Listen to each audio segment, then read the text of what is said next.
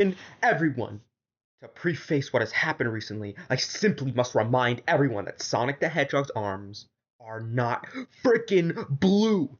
If hashtag Sega had never changed them or reversed the change between February and November of this year in the new Sonic Boom video games and cartoon series on Cartoon Network, as well as the toys and whatever else, I would never have had to protest and rebel the way I have, including the creation of my group. Fix Sonic's arms immediately, Sega. Within my group, I have led by example to push forward to the path of waking Sega up and forcing them to change Sonic's arms colors back immediately. And to confess, I have done my part for real. I have personally gone into 3 of the 4 local GameStops, excluding the Fashion Square one, 3 times to personally protest in my silent way. First, attack. I printed, as seen on the Facebook group, the fronts of the Sonic Boom game inserts, affixed double-sided tape onto the backs, and affixed them onto the fronts of their respective display game boxes on the shelves. Second attack. After about a week later, I checked the success of my first attack, damaged a few original inserts pretty well to full removal, and of what were still there, I made attempts to transfer the inserts from the original cases into the behinds of the inserts of different games. I've had to briefly explain my reasons and the protest and told them that they should not be selling the Blue Armed Bandit games in the first place and that they should send all of their remaining stock of Sonic Boom games and stuff back to Sega to make them change Sonic's arm color back immediately. They did nothing. And one last week later, third and final attack, and the one and only time that the Fashion Square location has been involved as well. I made up and purchased a faux price tag decals with the short note to discourage purchase of the Blue Armed Bandit games and promote the protesting boycott. And with the 5 Wii U software cases that each melted a bit from my house fire last January, as well as the 5 smoke-damaged 3DS games cases, no melting. I had printed a full front, side, and back insert with the boycott encouragements, and the notes on the back to make sure the store sent their remaining stock back to Sega. I've run into individuals giving me bad grief for my protests and actions outside from the Fashion Square location, but I have done my duty in full to the best of my abilities at the individual moments and circumstances. I also had hidden all of the Blue Arm Sonic toys at Toys R Us here, concealed hidden among their metal cupboards so that all would not be sold. At best boycotted for the protest. They remained hidden for the longest time of over a month, found and reshelved near the 20th of December to my personal dismay and crestfall.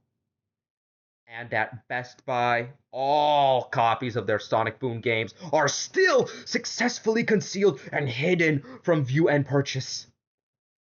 Anyhow, after the final attack of the protest near a week later, on December 8th, I had typed, signed, and addressed a U.S. mailed apology letter with the promise to have been done with my in-person protest deeds, with no further action therein, to all but the Fashion Square GameStop. And I had sent one to Toys R Us as well.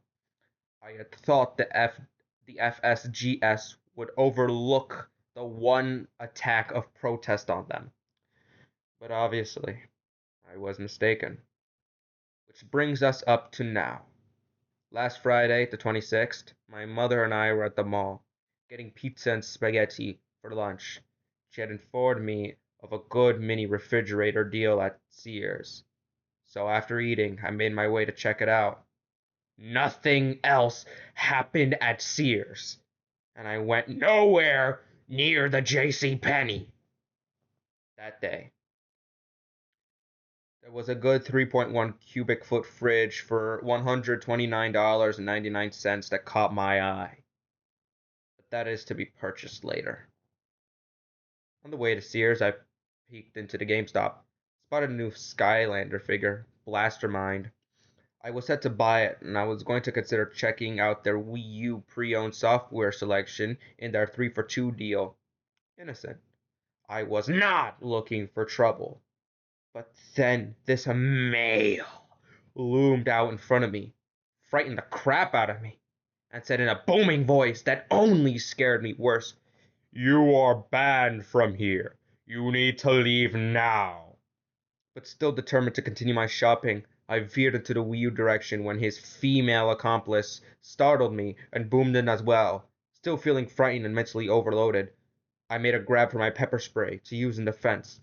I offered a few peaceful solutions, but she ended up sending him to go get security. So I shouted, "Fine, I'm leaving," and dropped the figure on my way out. I told the male not to get anyone, and we both stopped near simultaneously.